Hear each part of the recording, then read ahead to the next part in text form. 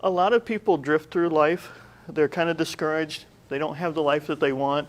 You know, as kids, we dream, we play, we fantasize. I'm going to be a doctor, a fireman, an astronaut, that sort of thing.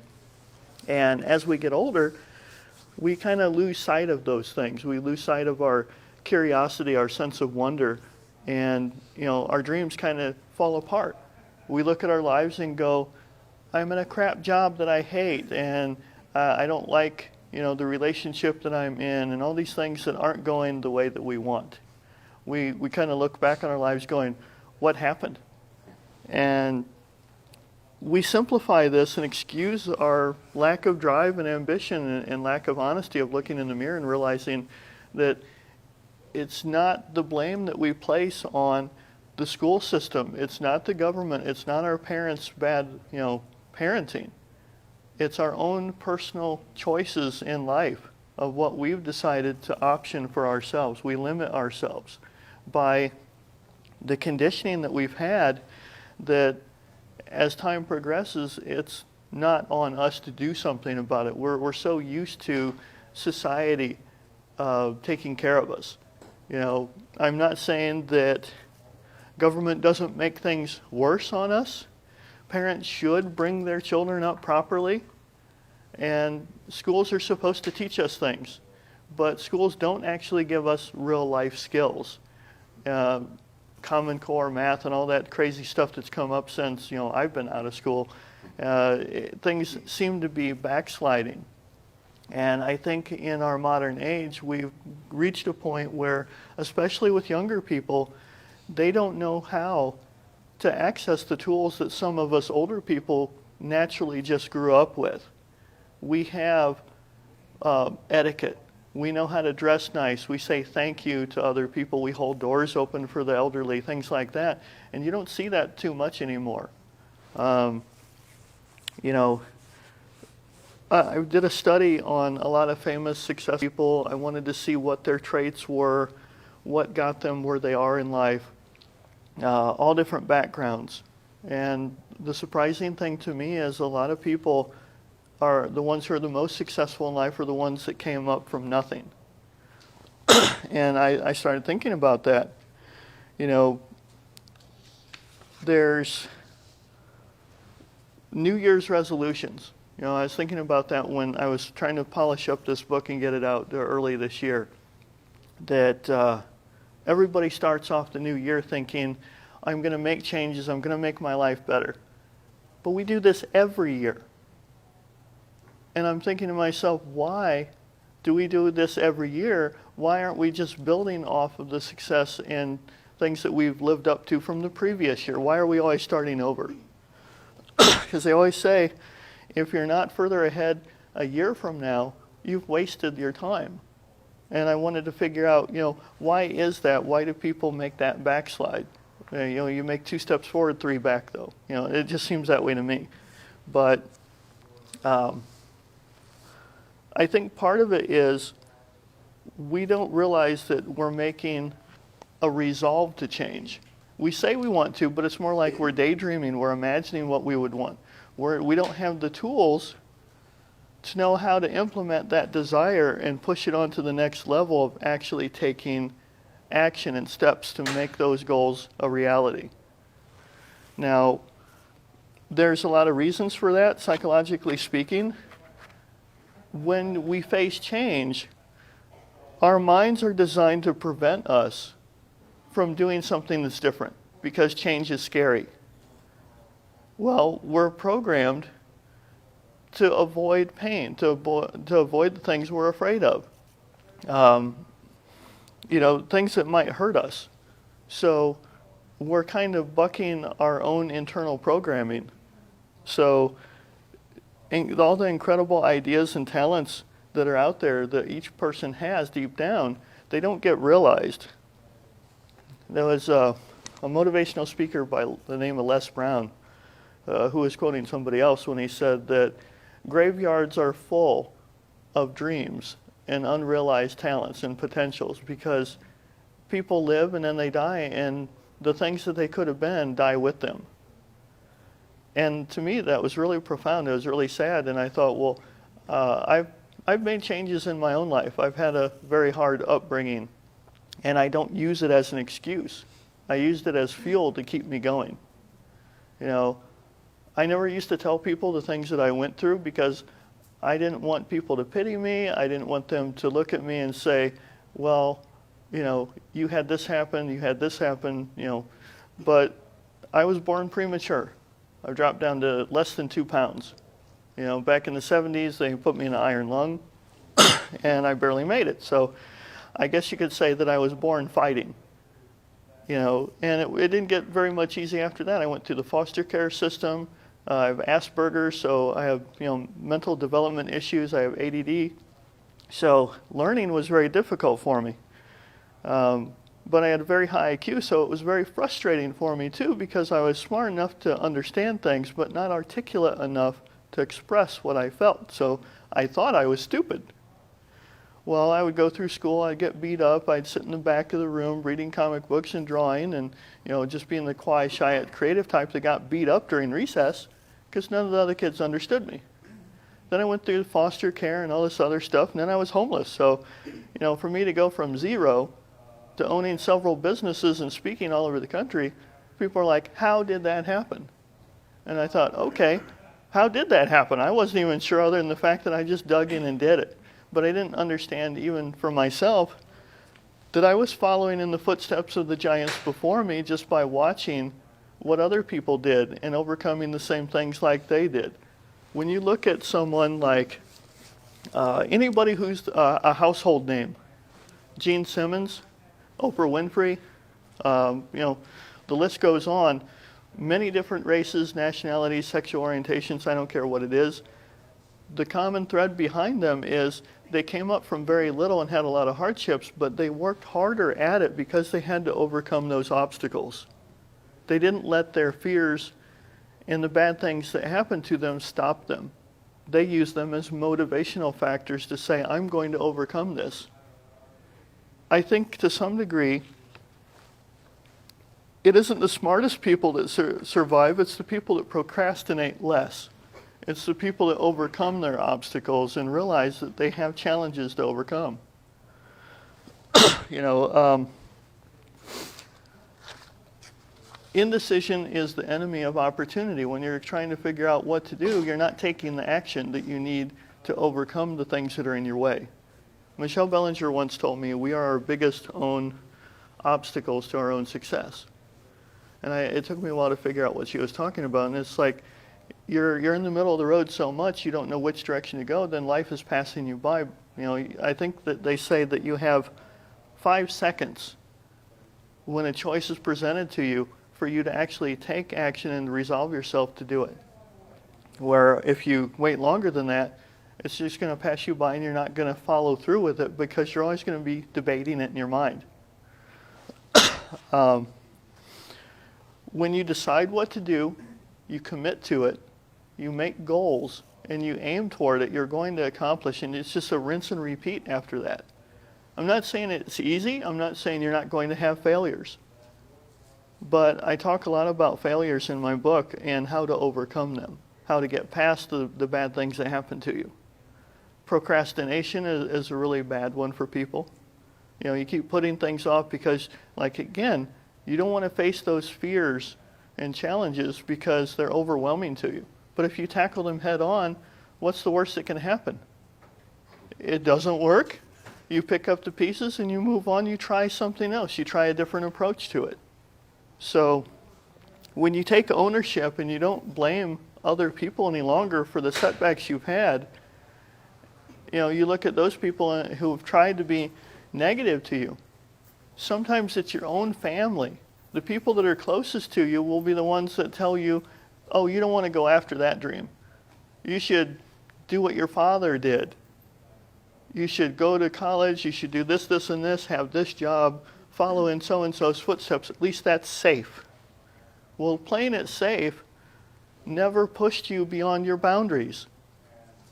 When we're uncomfortable, that's when we take action. That's when we do something beyond what we think we're capable of. Getting started is always the hardest step. Knowing what to do.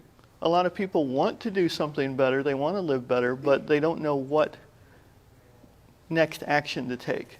So what I've done is I've tried to break things down in categories into different chapters on how to make the best use of your time, how to overcome the internal psychological problems that we all face. I did a lot of studies on famous people. Their quotations are littered throughout the book, from Dwayne Johnson, P. Diddy, to Ashton Kutcher. And some of these people I never thought I would be quoting, because I don't follow their careers, but they're somebody, and they said something that sparked an idea in my head, and it fit what I was writing about. And I became more impressed with these people. They weren't just accidentally lucky.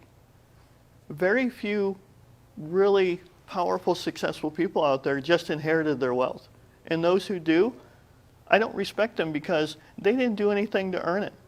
The Paris Hiltons of the world are third-generation rich airheads that don't accomplish anything, and in their lifetime they'll probably squander everything that their ancestors worked really hard for and built.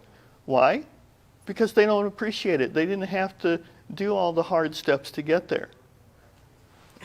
I'm not saying we shouldn't be grateful for the advantages that we have if we have them. I'm saying make the most of them. You can have all the knowledge in the world, somebody can give you all the assistance possible, but knowledge is useless without application. You have to be able to take the tips and techniques and go, oh, that's great, and then utilize them. Otherwise, you're just reading fortune cookie, well-wishings of, you're going to be prosperous today. Yeah, you could.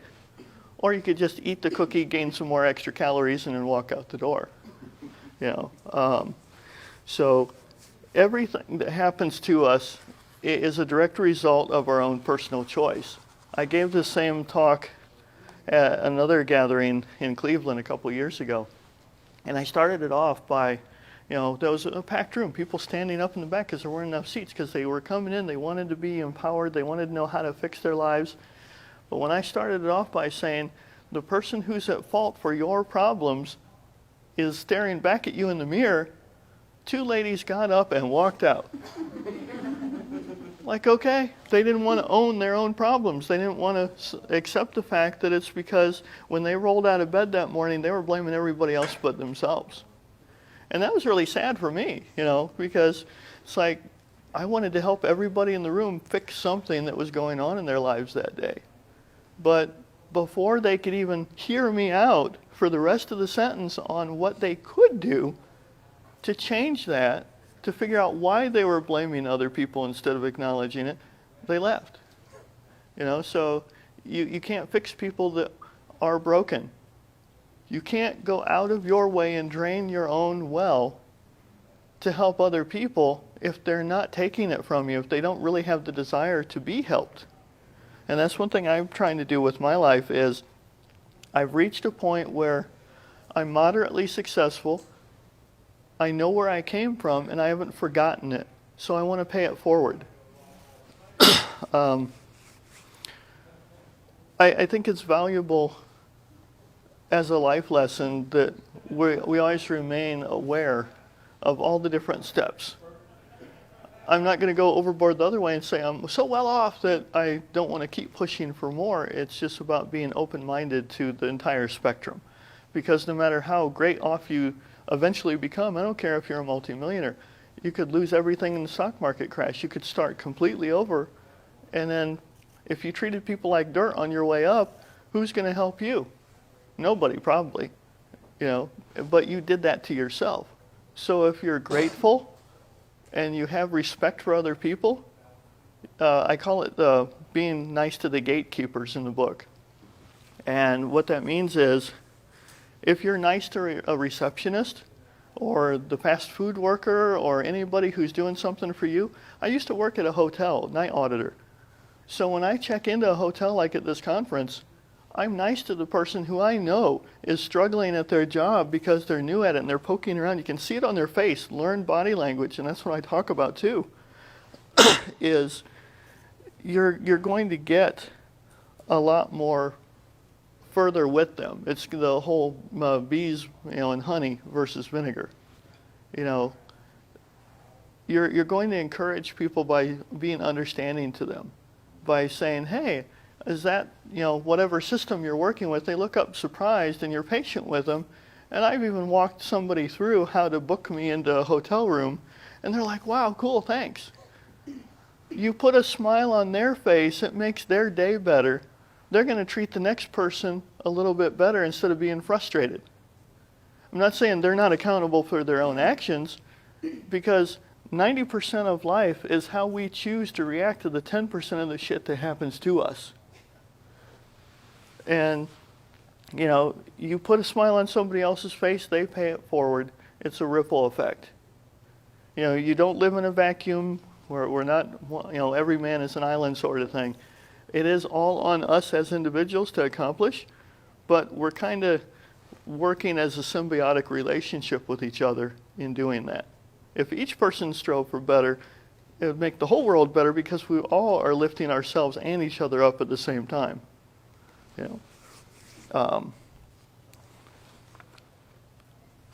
What I was saying about New Year's resolutions is that people stay great because they choose to, but at the same time, there was an old expression in, I believe, the time of the Vikings, the Celts or whatever, and they would come to a shore that they wanted to conquer, and they would burn the boats behind them. It's because they resolved themselves to the fact that there was no way home. They had to succeed. They were going to accomplish what they wanted because they had no other option. I don't think people today really have that attitude, that they always fall back on, excuses of, oh, things didn't work out. I didn't have time to go to the gym today. Something always comes up. We always have a reason for not doing what we want to do. I'm guilty of it. I've had a gym membership for 2 years. I haven't stepped foot in the door since I went and filled out the paperwork. And I can say, yeah, it's because I travel a lot and because I write all the time at home. Well, that's no excuse. I just let the gym membership expire and I can work out at home. Take a 5-minute break. It's not healthy just to sit in one place for hours at a time. That's on me. I know this. So, I actually enjoy going out at conventions because it gets me off my butt and I walk around. My phone blows up real surprised, like, you did your steps for the day. I'm like, okay. I think my phone's going to have a heart attack, yeah. But it's because we have to look at our lives that we're only going to get motivated to make change when life is uncomfortable if we don't. When things are easy for us, we're not going to do more, usually because we're comfortable. We're sedentary. We're lazy creatures. We want comfort. We don't want, the mountain lion at the front of the cave. We want to be nice and snug in our bed. So I think that's our problem, is as we strive for the comforts in life, we forget what hard work it took to get to that level. So when people have the rug yanked out from under them and they're like, I had it so good, how come it sucks all of a sudden? It's because you failed to do the things constantly that got you there in the first place. I remember when I was growing up, and I learned a lot of important lessons when my grandparents were raising me in between the foster homes. And I'd go to different jobs, I'd go to college, and I'd always dress nice. And I was older by the time I went to college, so that probably didn't help me when the students would walk up to me and say, what are you teaching? Like, I'm in class just like you guys. And they're like, well, you dress nicer than the guy who just walked in the door that has the binder that's teaching the class. And I said, well, it's because I was taught that you dress for the job that you want, not the one that you have. And that's part of setting your goals. When you project out to other people how you want to be perceived, they're going to treat you that way because your eyes are the first thing. When you lay them on somebody else, you're judging them. It may not be fair. Some of the richest people in the world dress like bums, but we're not going to think of them that way. And sure, the rich can be eccentric, but I've always held firm to the idea that if you dress like a lady and gentleman, your actions hopefully will be reflected on that. I mean, I know that's not the case all the time. I've run into plenty of people that don't fit that criteria, but it's how I was raised. You know, I was raised with manners because my grandparents drilled it into my head. You know, my grandmother was in vaudeville. She knew Bing Crosby. He even called the house once, and he says, "Dude's there." And I'm like, "Who's this?" He said, "It's Bing." I'm like, "Okay." So I ran off and got my grandma, handed her the phone. And then I found out years later who it was. So I grew up, you know, sometimes in a household where other people knew famous people, and we didn't treat them any different than anybody else. But that's because we treated everybody with respect. And that's why my grandmother knew some of the people that she did. She made the connections because she didn't treat them any differently. So that's how I became. I thank my grandparents a lot for being the only corner of stability when my parents were drug addicts and in and out of jail. You know, I didn't allow how I was directly brought up to be the influencer of who I was going to be. My younger brother, he's in jail now, and he calls me up. I won't even pick up the phone. I won't accept the call. My older brother, I didn't grow up with either of these two, so it kind of tells you. I only got to know my older brother about 8 years ago. He only stops at the house once in a great while. He pulls up in this really fancy car with his wife and got their beautiful little kids.